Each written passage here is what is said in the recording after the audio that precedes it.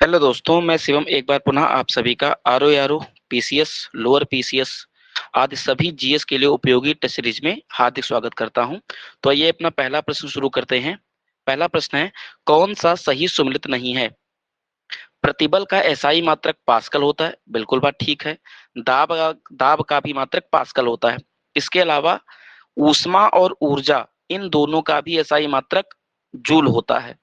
वृक्ष की ऊंचाई में वृद्धि से वाष्पोत्सर्जन की दर में वृद्धि होती है, तो ये हो गया इनकरेक्ट। अब ध्यान रखिएगा, वाष्पोत्सर्जन की दर में वृद्धि कब होगी?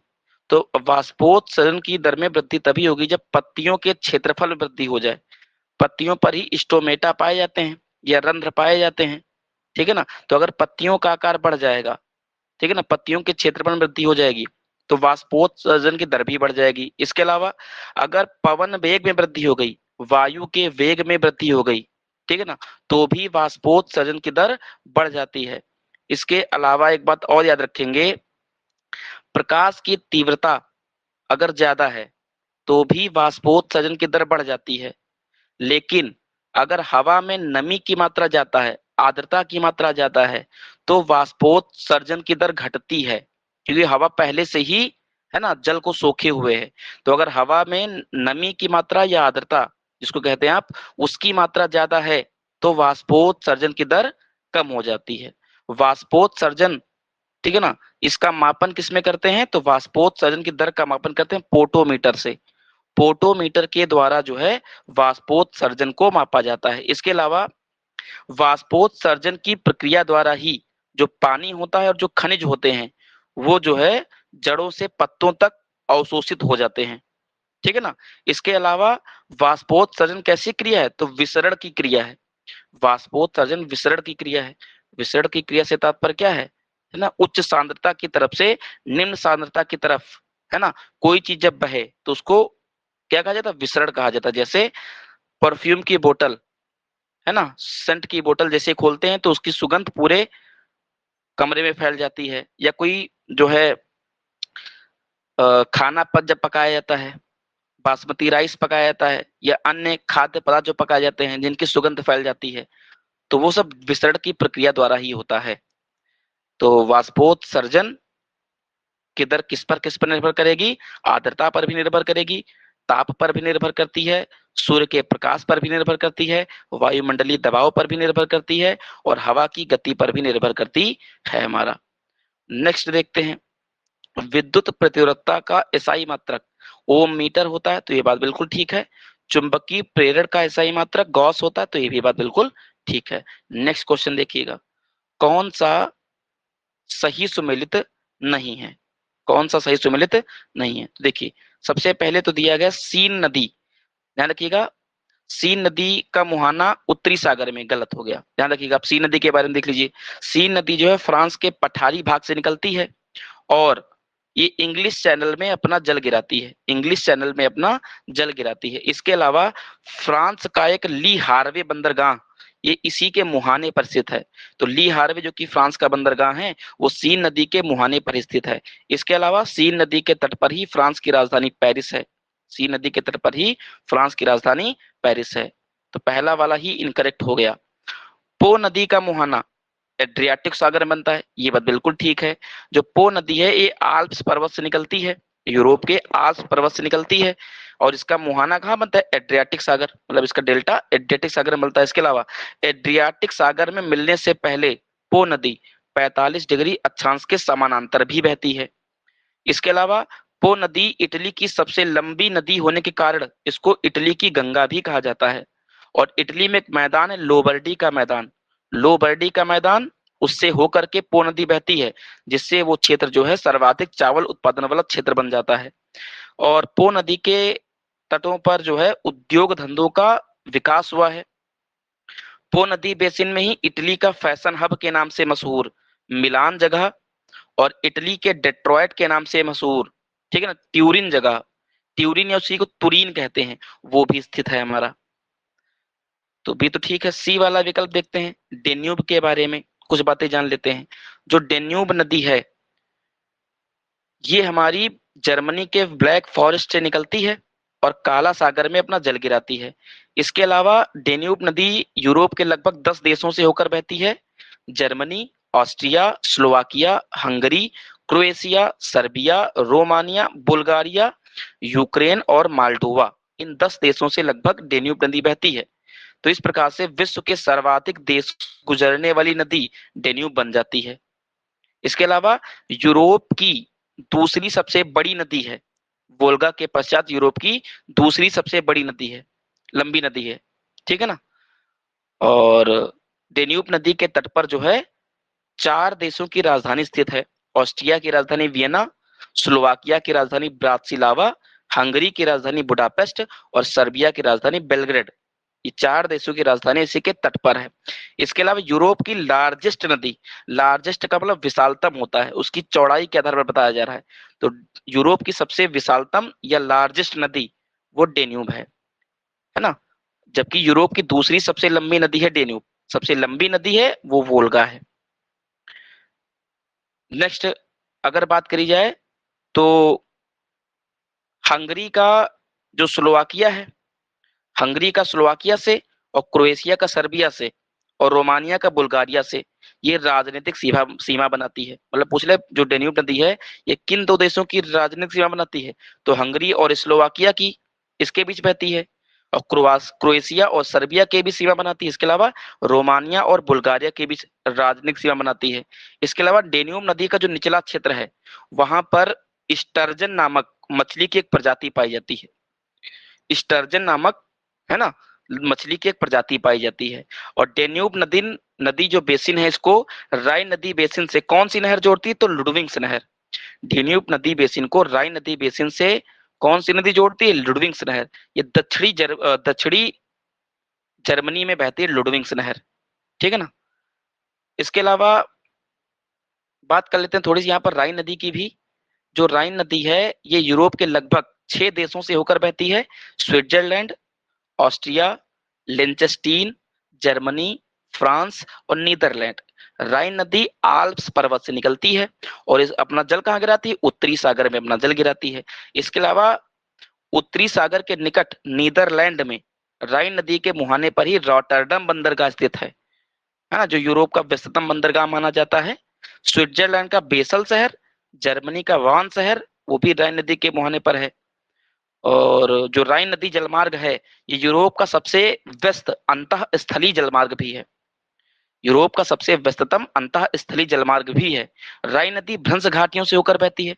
भ्रंश घाटी का मतलब इसके पूर्व में जर्मनी का ब्लैक फॉरेस्ट है और पश्चिम में फ्रांस का वॉसेस पर्वत है। तो 2 पर्वतों के बीच में जो नदी बहती है वो क्या कहलाती है, भ्रंश घाटी में बहने वाली नदी कहलाती है, ठीक है ना। इसके अलावा जो उत्तरी जर्मनी है वहां पर राइन नदी बेसिन में कोयला प्राप्त होता है हमारा, है ना। और राइन नदी के आसपास ही जर्मनी में रूर प्रदेश भी स्थित है ना।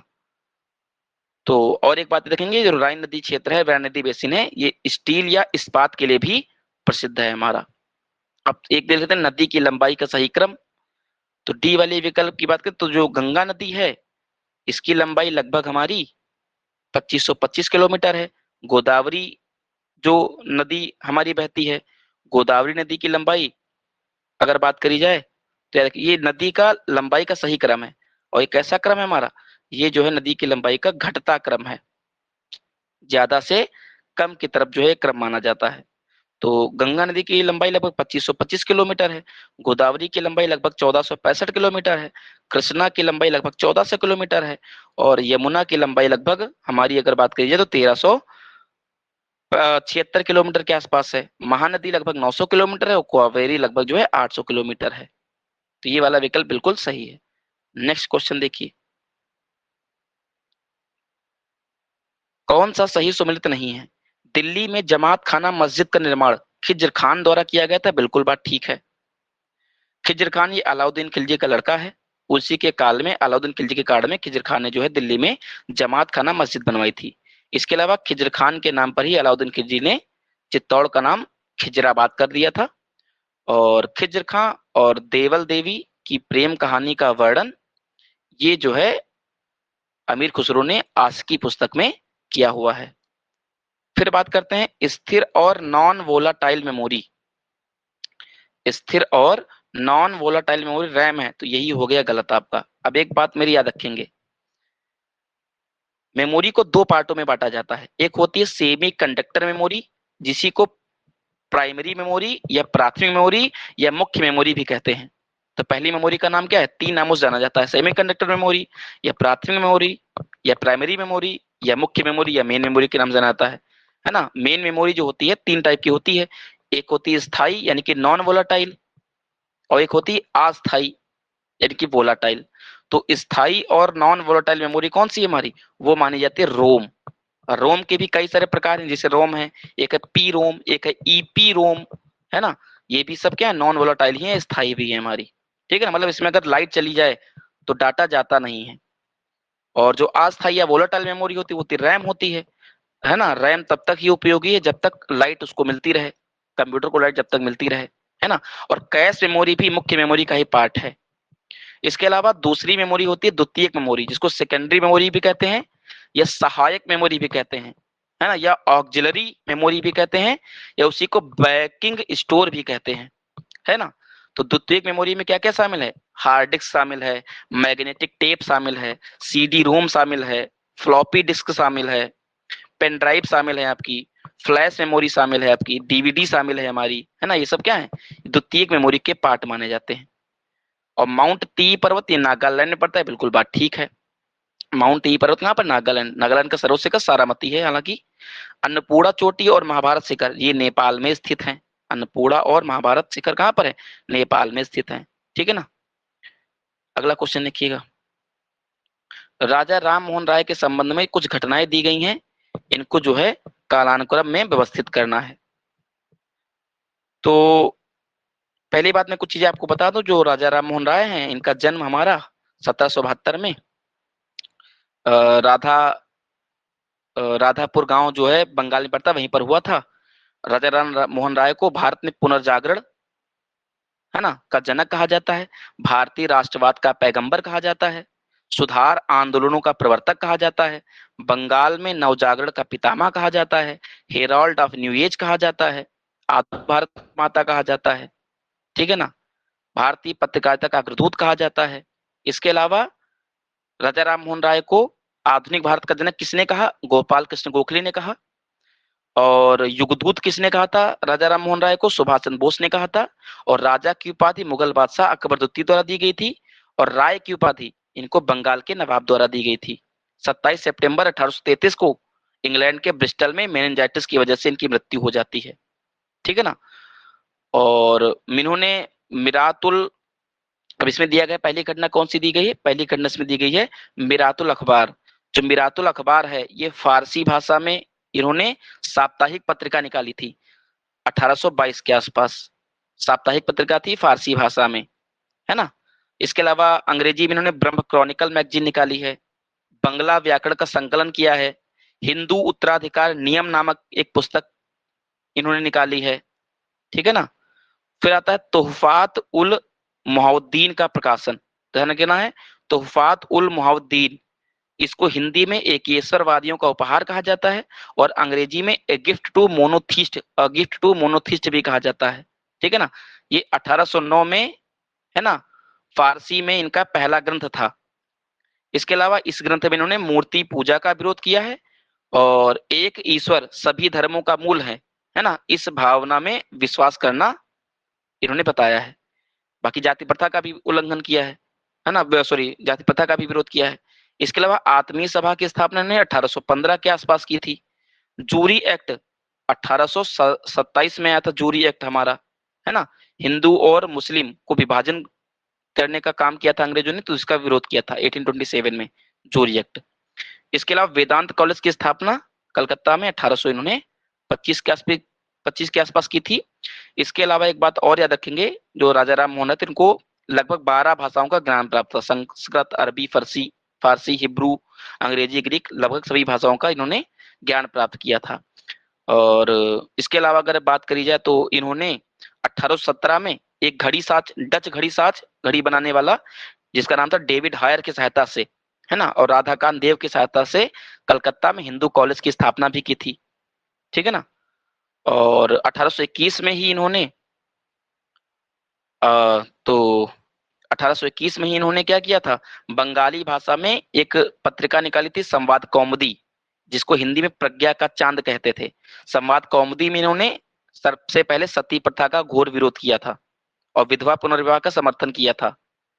और इसी के आधार पर 4 दिसंबर 1829 में लॉर्ड विलियम बेंटिक की सहायता से, है ना, नियम 17 के तहत सती प्रथा का इन्होंने अंत भी किया था। राजा राम मोहन राय ने ही किया था, ठीक है ना। और एक अंग्रेजी अधिकारी इनकी अंग्रेजी से काफी प्रभावित था, जिसका नाम था बेंथम। बेंथम इनके बारे में कहता है कि ऐसी लेख शैली किसी उच्च अंग्रेज अधिकारी की ही होगी, है ना, ये इनके बारे में बात जो है कही जाती है। और वेदांत सोसाइटी इन्होंने 1816 में बनाई थी। वेदांत सोसाइटी इन्होंने 1816 के आसपास जो है बनाई थी हमारा। और ये जॉन डिगबी के दीवान भी रह चुके थे।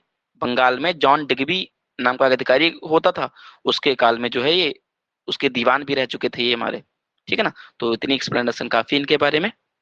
तो अब देखा जैसे करेक्ट आंसर क्या हो जाएगा। तो सबसे पहले तो आ जाएगा बी विकल्प, और बी के पश्चात आपका आ जाएगा, ठीक है ना, सी विकल्प। तो बी के बाद सी केवल एक ही विकल्प में दिया गया है। नेक्स्ट क्वेश्चन देखिएगा। नेक्स्ट क्वेश्चन,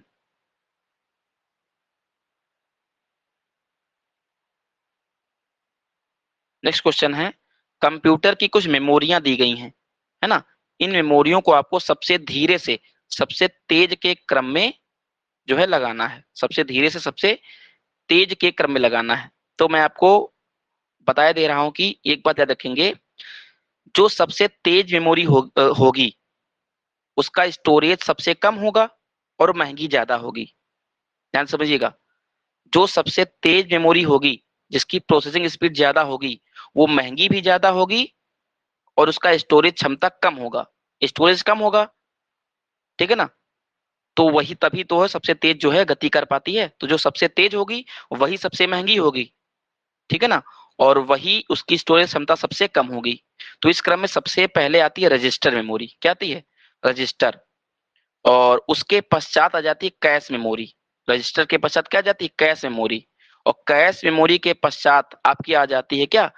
आ जाती है प्राथमिक मेमोरी। अब प्राथमिक मेमोरी में क्या आता है? प्राइमरी मेमोरी में आपका आता है रैम, रोम, है ना, रैम रोम वगैरह आ जाता है। तो फिर इसके बाद प्राइमरी मेमोरी आपकी आ जाती है, और प्राइमरी मेमोरी के पश्चात आपका सेकेंडरी मेमोरी आ जाती है, जो अभी मैंने ऊपर बताया था, है ना। सेकेंडरी मेमोरी जैसे, ठीक है ना, सेकेंडरी मेमोरी जैसे आपका सीडी रोम हो गया, डीवीडी हो गया, हार्ड डिस्क हो गया, है ना, फ्लैश मेमोरी हो गया, यूएसबी मेमोरी हो गया, है ना, ये सब आ जाते हैं हमारा, ठीक है ना। और तो इस प्रकार से देखा जाए तो रजिस्टर सबसे तेज है, सबसे महंगी भी है, और स्टोरेज क्षमता भी सबसे कम है। तो रजिस्टर सबसे आखिरी में जानी चाहिए, क्योंकि सबसे धीरे सबसे तेज में पूछा गया। सबसे अंत में आपका जो है आना क्या चाहिए? ई आना चाहिए। अब ई जो है दो में दिया नहीं गया है, चौथे में दिया गया, तो ये गलत हो गया।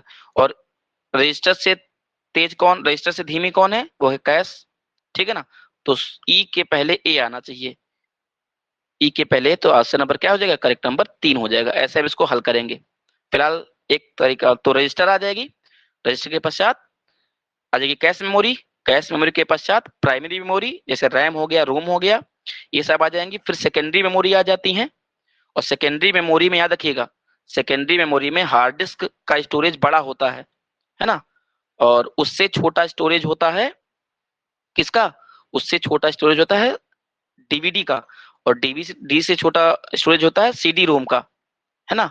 और फिर फ्लैश मेमोरी या यूएसबी मेमोरी आ जाती है, ठीक है ना। तो ये भी बात जो है याद रखेंगे। और सबसे अंत में आता है मैग्नेटिक टेप। क्या आता है? मैग्नेटिक टेप आ जाता है हमारा, ठीक है ना। तो इस क्रम में चीजों को याद रखना है। तो यानी कि जो सबसे तेज होगा वही सबसे महंगा होगा, इसकी स्टोरेज क्षमता सबसे कम होगी, ठीक है। तो मैग्नेटिक टेप जो है सबसे सस्ता है, क्योंकि इसकी स्टोरेज क्षमता ज्यादा है, और इसकी गति भी सबसे धीमी मानी जाती है, मैग्नेटिक टेप, ठीक है ना। चलिए नेक्स्ट क्वेश्चन देखते हैं। कौन सा सही सुमेलित नहीं है? दिल्ली उर्दू अखबार का प्रकाशन 1837 में मौलवी मोहम्मद बाकिर द्वारा किया गया था। बिल्कुल बात ठीक है, इसको जो है उर्दू का पहला अखबार भी माना जाता है। बॉम्बे समाचार 1822 में फदून जी मरजबान द्वारा, प्रकाशित किया गया था? तो ये भी बात बिल्कुल ठीक है, बॉम्बे समाचार पत्र 1822 फरदोनजी मर्जेबान द्वारा। पॉवर्टी ऑफ इंडिया का प्रकाशन 1901 में दादा भाई नौरोजी द्वारा गलत हो गया।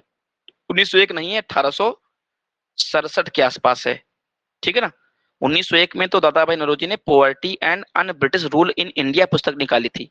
और इसके अलावा शंकर विमानन मंडपम, ये संस्थान आपका प्रयागराज में स्थित है। तो इसका इनकरेक्ट ऑप्शन हो जाएगा क्या, सी वाला। अंतिम क्वेश्चन देखते हैं, कौन सी पर्वत श्रृंखला हर्षियन काल में उत्पन्न हुई थी? तो इसका करेक्ट आंसर क्या हो जाएगा, यूराल पर्वत। ये हर्षियन काल में उत्पन्न हुई थी। यूराल पर्वत श्रृंखला जो है ये उत्तर से दक्षिण की तरफ फैली हुई है, यूरोप को एशिया से अलग करती है। इसकी सर्वोच्च चोटी कौन सी है? इसकी सर्वोच्च चोटी मानी जाती है माउंट, है ना, माउंट नौरी दायन, ठीक है ना, माउंट नौरी दायन इसकी सर्वोच्च चोटी मानी जाती है, ठीक है ना। इसके अलावा यूराल पर्वत जो है हर्षियन काल में बना था और प्राचीन वलित पर्वत का उदाहरण भी माना जाता है। तो ये थे आज के सवाल। Thanks for watching.